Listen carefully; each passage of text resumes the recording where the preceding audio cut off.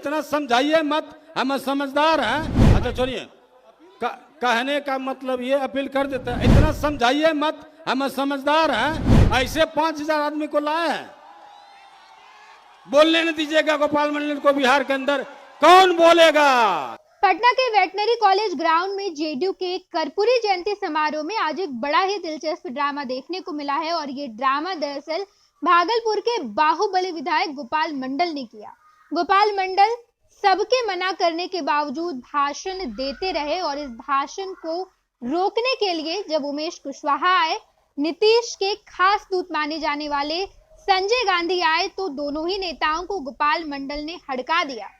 हम आपको बताते हैं कि दरअसल जैसे ही गोपाल मंडल भाषण देने के लिए पोडियम पर आए और गोपाल मंडल भाषण देने लगे तो इस भाषण में वो प्रधानमंत्री नरेंद्र मोदी के खिलाफ तमाम बातें कहनी शुरू की थी और इसी बातों को रोकने के लिए संजय गांधी आते हैं, पोडियम के पास आकर गोपाल मंडल को हटाने की कोशिश करते हैं और गोपाल मंडल संजय गांधी के हाथ को झटका देते हैं। इसके बाद जेडीयू के प्रदेश अध्यक्ष उमेश कुशवाहा भी आते हैं।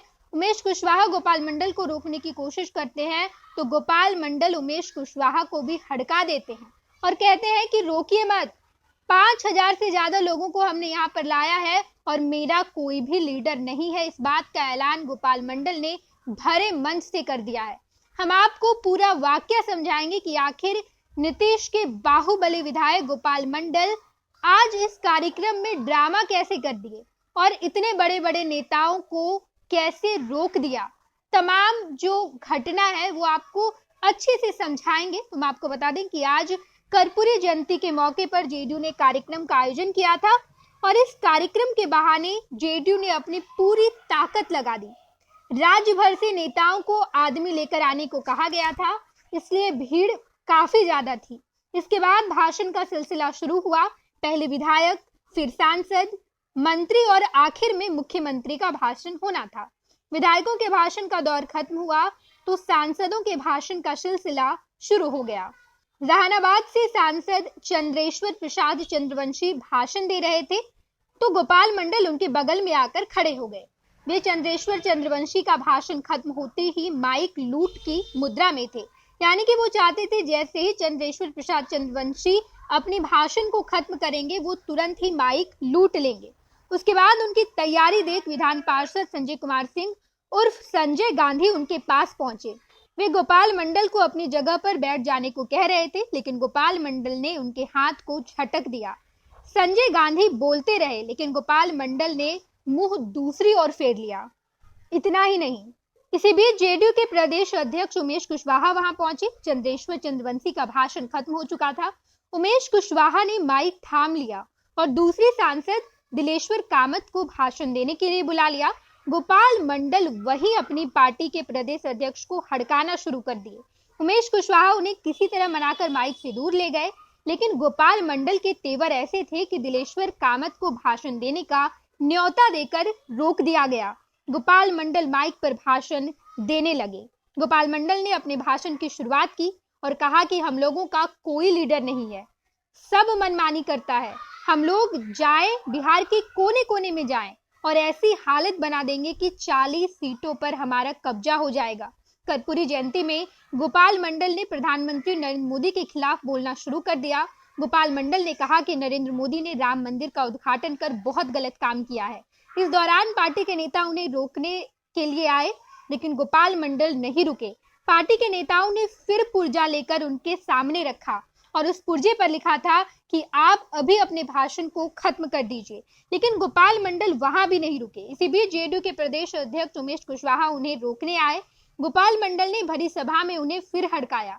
हमको समझाइए मत, ऐसे ही नहीं 5,000 आदमी को साथ लेकर आए हैं।